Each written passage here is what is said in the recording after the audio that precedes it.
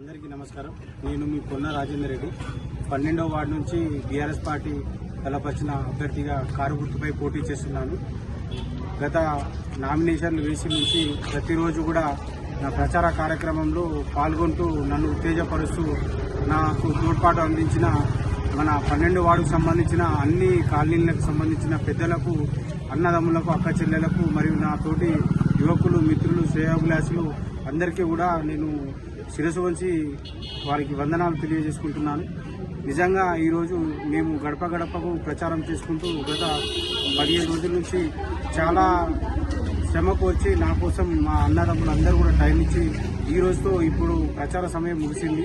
నాకు గతంలో కూడా 12వ వార్డు నుంచి కౌన్సిలర్గా పోటీ చేశాను.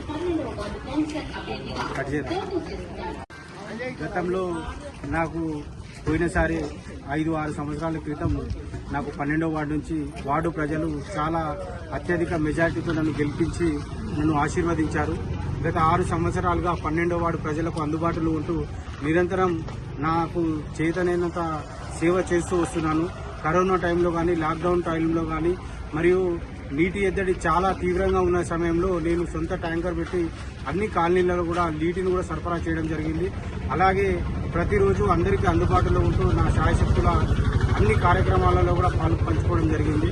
మన ఓడిఎఫ్ కాలనీకి సంబంధించిన మెయిన్ రోడ్డు గత 6 సంవత్సరాల క్రితం చాలా దయనీయ పరిస్థితిలో ఉండే.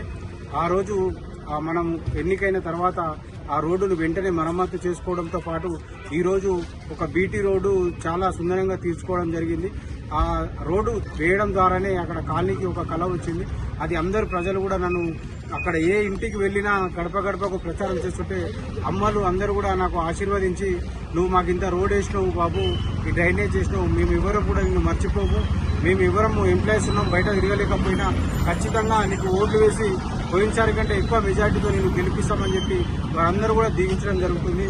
వారందరికీ కూడా నేను ప్రత్యేకంగా ధన్యవాదాలు తెలియజేసుకుంటూ, ఇప్పుడు నాకు కారు గుర్తుపైన బ్యాలెట్ నమూనాలోని 4వ నంబరు కారు గుర్తు పైన నాకు ఓటు వేసి అత్యధిక మెజారిటీతో గెలిపించగలరని నా 12వ వార్డు ప్రజలందరికీ శిరస్సు వంచి నమస్కరించుకుంటున్నాను.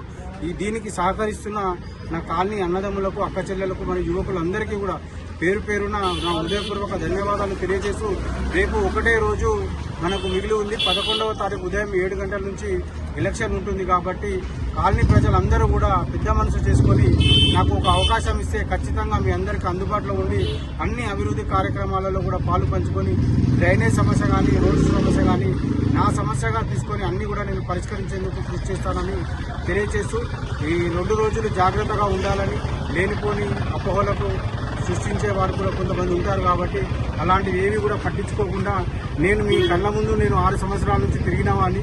నా యొక్క వ్యక్తిత్వం మీ అందరికీ కూడా తెలుసు కాబట్టి మీరందరూ నిండు మనసుతోని నన్ను ఆశీర్వదిస్తే ఖచ్చితంగా రాబోయే 5 సంవత్సరాలు కూడా మీకు అందుబాటులో ఉండి నిరంతరం మీ సేవ చేసుకుంటూ ఉంటాను. ఆ భాగ్యం నాకు కల్పించాలని చెప్పి అందరికీ కూడా కోరుకుంటూ సెలవు తీసుకుంటాను.